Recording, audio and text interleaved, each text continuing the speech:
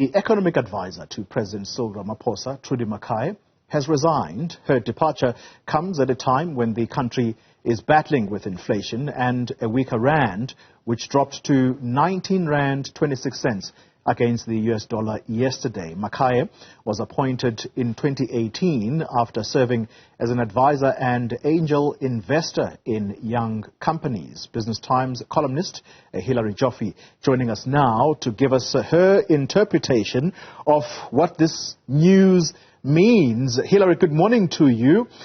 Is this big news or, well, you know, she's gone, we're going to have another economic advisor to the president announced in no time? It really it's no big deal, is it? Look, I was very sad to hear the news of Trudy's departure. I mean, I think she's very good at what she does, and she has had a very, very tough job. So who could blame her for departing? I am guessing here that she may have been thinking about this for a while, but would have waited until after. But her resignation certainly comes at quite a moment, given the rand absolutely tanking in the last few days to 19 rand 30 yesterday, and the American ambassador's comments yesterday on our apparently selling arms to Russia.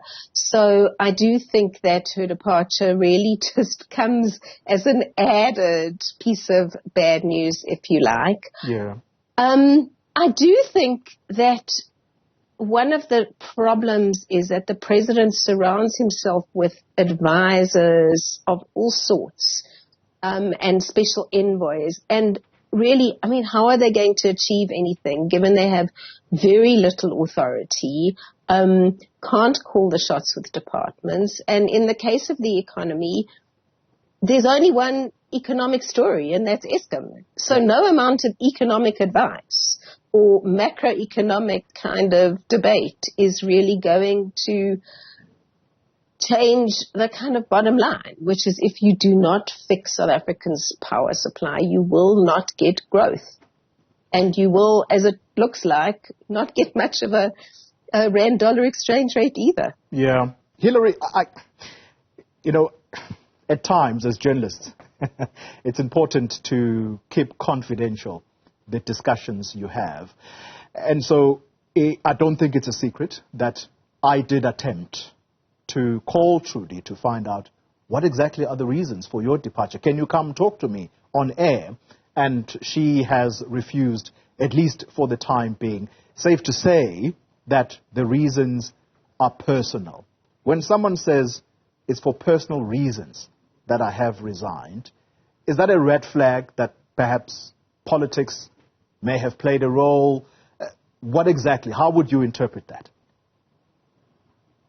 I really don't want to speculate about the reasons for anybody's departure, but I think there's personal reasons, and there's personal reasons, which is that, you know, your home and family life can't take it anymore when you do a job which is basically impossible. Yeah. And I would certainly not blame Trudi Makhanya. I mean, she's an experienced economist. She had experience in trade and competition policy.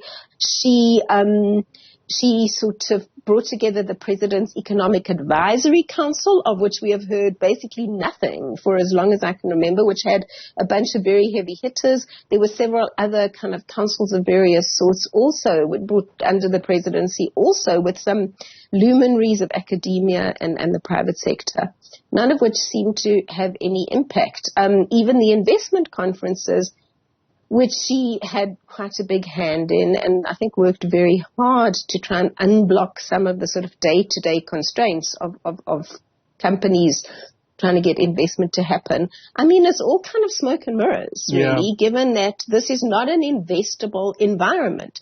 And it's not going to be an investable environment until we fix the power system on the one hand. And of course, the president's now appointed another whole layer of people with with the electricity minister to kind of jumble it up even more. And then the other issue, of course, is Transnet and the rail constraint, which doesn't affect us as consumers so much, but certainly is a huge issue for the country's exports and its mining industry, which estimates we could be losing 150 billion rands worth of exports a year, thanks to Transnet's inability to manage its rail network. So those, if you like, are the economic problems, and they are not for an economist to solve. They are for political solutions and political will to solve, and good management.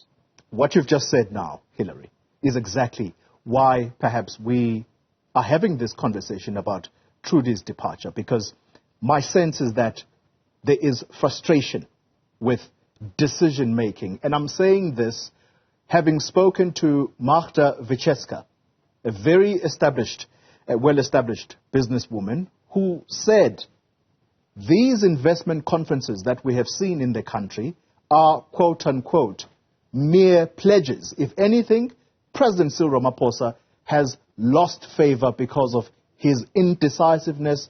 The government is not just corrupt, but it's incompetent. Is it out of sheer frustration that we're now going to start seeing people leave this government because of indecision? I don't think it's indecision. There is indecision is an issue, and Magda is obviously selling her own products and her own companies, but there are other people, voices, sort of more important voices from the business sector who are saying pretty much the same. And indecision is a factor in the fact that the economy is growing at almost zero with very little prospect of lifting beyond that. Inflation is much higher than it should be because the rand is so weak, and that is going to push the Reserve Bank into increasing interest rates by more than it would, I'm sure, ideally like to in such a weak economy, and that itself is going to constrain growth. Fiscal policy has really got a boost from the commodity cycle, but that's ended. And now the public finances are going to be under a lot of pressure as well. And all of that you're seeing in the weakness of the rand, added to which I think foreign investors are now, after yesterday's statement from the U.S. ambassador, genuinely going to be concerned that South Africa could face sanctions by the West, which is kind of really... if that is a risk, then that is a very serious risk. And that adds to the fact that we're already grey listed. So I think in real terms, the economy is not a conducive environment for investment. We've discussed what the issues are. I think in a sense, there's a limit to how much advisors can do. And the president does have a habit. He's appointed various of them. I mean, another one is Sipho Nkosi, who's really a very impressive business leader who was appointed to try and cut red tape in small business. What have we heard of that? How much power has he had to override departments putting bureaucratic hurdles in the way to everything? So I think it's no good, in a sense, appointing advisors. What you need is effective implementers, if you like, effective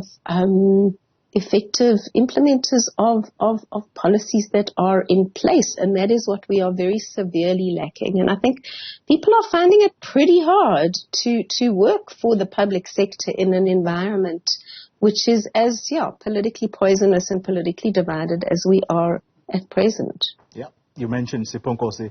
I remember Daniel Minele, gone as well. All right. Defense, he did a particular job, which admittedly he must be a bit sad about, because that too now looks like it's falling apart.